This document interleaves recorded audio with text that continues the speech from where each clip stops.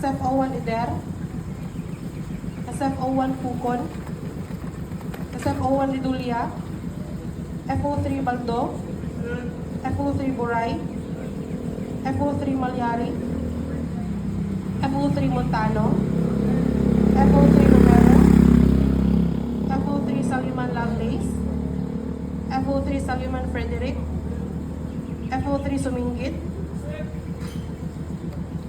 FO3 Uy, FO2 Absede, FO2 Aklao, FO2 Andoy, FO2 Bagay, FO2 Polsar Zabuta, FO2 Kabigas, FO2 Kapatan, FO2 Katubig, FO2 Damit, FO2 Gogor, FO2 Las 12, FO2 Larisma, FO2 Buik, FO2 Rabe, FO2 Ramos, FO2 Romero, FO2 Tech, FO2 Ministrante, FO2 Verador, FO1 Acuno, FO1 Alcesto, FO1 Almasin, FO1 Ansin, FO1 Ayaay, FO1 Bacala, FO1 Galigaw, FO1 Bugbugo, FO1 Bonita, FO1 Caniete, FO1 Simasyo, FO1 Co, FO1 Taba, FO1 Dunguines, FO1 Escojedo, FO1 Espinosa, FO1 Laman, FO1 Liam Earl John Paul, FO1 Liam John Edward, FO1 Nagasan, FO1 Ora Batal, FO1 Ortizano, FO1 Silaya, FO1 Umbal, Engineer Bahang, Engineer Pilareta. Present.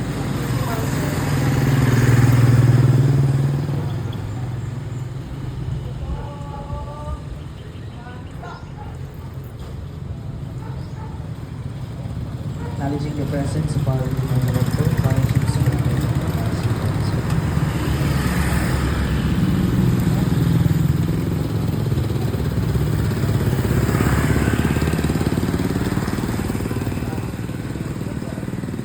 To our Regional Director, Fire Chief Superintendent Romel C. Traducer, Assistant Regional Director for Operations, Fire Senior Superintendent Rex Deborn El Sarbanya, sir. To other key officers, fellow firefighters, non-uniformed personnel, ladies and gentlemen, good morning. Welcome to the Bureau of Fire Protection Regional Office 10 Monday Flag Raising Ceremony.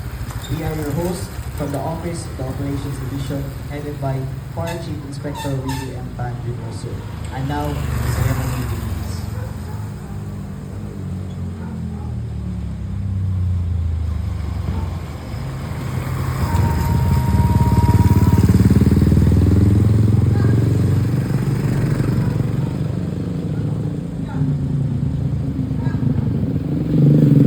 As we begin, let us all invoke the presence of the Almighty in the name of the Father, the Son, and the Holy Spirit. Loving and gracious Heavenly Father, we acknowledge your holy presence today. We thank you for you are our infinite source of peace, love, and wisdom. We know that your Holy Spirit guides and directs us. Your love enfolds us, and your light illuminates us. Lord, we trust you everything in our lives. Despite the various challenges that we are facing in our society today, we remain steadfast to cling to your words because we believe that your word will us. As we start to do our job, we always pray for your spiritual guidance and direction because we are nothing without you. We need you, Father God, not only in the moments of great difficulty and danger, but in every second of our lives. Lord, we pray for our leaders from the President down to the lowest position of the government. Grant them with heavenly wisdom, help them to lead and govern with integrity, and always give them the strength to do what is right for the benefit of everyone. As employees of the government, We likewise pray for your guidance and direction. Guide us in the work we do, that we may do it not for ourselves alone, but for the common good of everyone. Teach us always to perform our job faithfully and diligently, so that we will always be a blessing and a source of inspiration to our co-employees, especially to the people who needs our services. Give us always the strength to do, patience to bear, and let our courage to increase. All of these things we ask and pray in Jesus' name. Amen.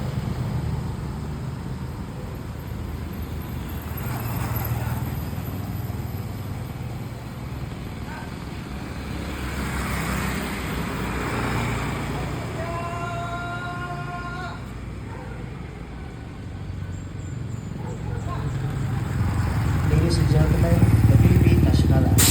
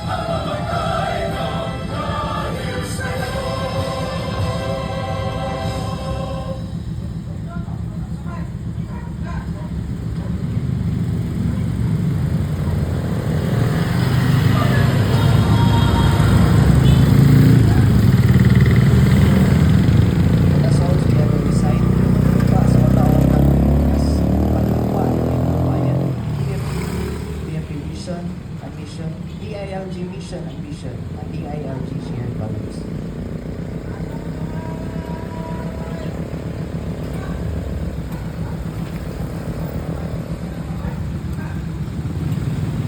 Panunumpa sa Watawan ng Pilipinas. Ako ay Pilipino, nais pusong manunumpa sa Watawan ng Pilipinas at sa bansang kanyang sinasalisag na may dangal, katarungan at kalayaan na pinakikilos ng sambayanang makadiyos, makakalikasan, makatao at makalansa. Panunumpa sa bagong Pilipino. Ako ay isang lingkod bayan. Pangangalagaan ko ang tiwalang pinagkaloob ng mamamayan. Maglilingkod ako ng may malasakit, katapatan at kahusayan na walang pinipili. Magiging mabuting halimbawa ako at magbibigay ng pag-asa at inspirasyon sa aking kapwa ng bayan. Hindi namin ko ang aking sa kayong kaasang pagkarang panahon ay napangipuran ko ng buong kahusayan at sa bayan. Hindi ako makikibahagi sa mga katiwalian sa pamalaan.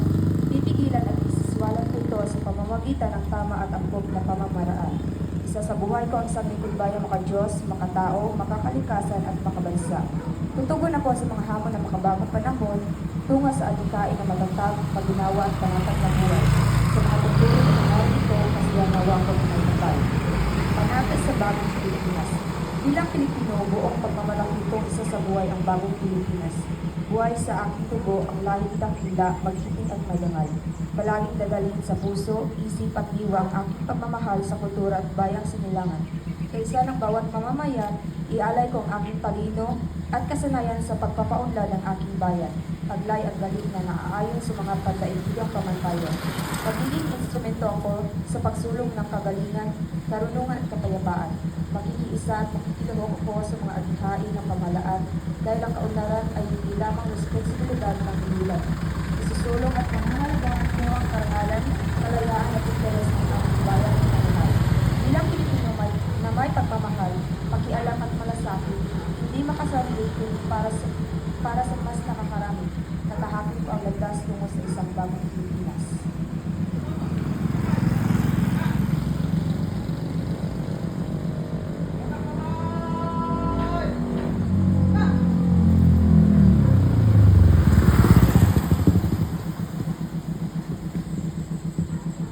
Firefighters Creed. I believe in the Almighty God, the architect of the universe and the creator of the firefighters. I will faithfully faithfully love and obey Him. Ask for His enlightening guidance in the performance of our solemn duties and responsibilities, and to set good example. I believe that respect for authority is a duty. I will defend the Constitution, respect the laws of the land, obey the rules and regulations, follow legal orders and principles. I commit myself to love, respect, and serve without reservation. I believe in the sanctity of marriage and a wholesome family life. I shall live a simple and modest life. I believe in the wisdom of honesty, trustworthiness, and truthfulness at all times. My prime duty is to protect and save lives, properties, and conserve the environment. So help me God. PSP Vision, a modern and trusted fire and emergency service building safe and resilient communities. PSP Mission, we protect life, property, and the environment through an integrated system of prevention, response, and investigation, strengthening public safety and community resilience. DILG Mission, the department shall ensure peace and order, public safety and security, uphold excellence in local governance, and enable resilient and inclusive communities. DILG Vision, a highly trusted department and partner in nurturing local governments and sustaining peaceful, safe, progressive, resilient, and inclusive communities toward a comfortable and secure life for Filipinos. DILG Third Values. Ang DILG ay matino, mahusay, at maaasahan.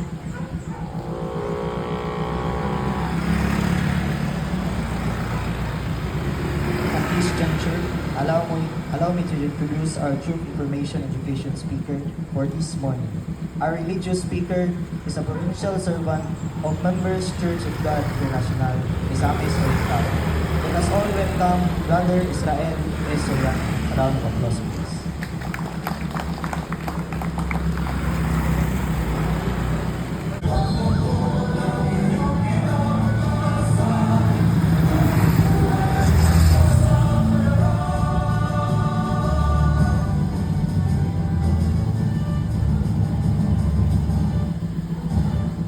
That concludes our Monday flag raising ceremony. This has been your host, Fire Officer 1 Simasyo.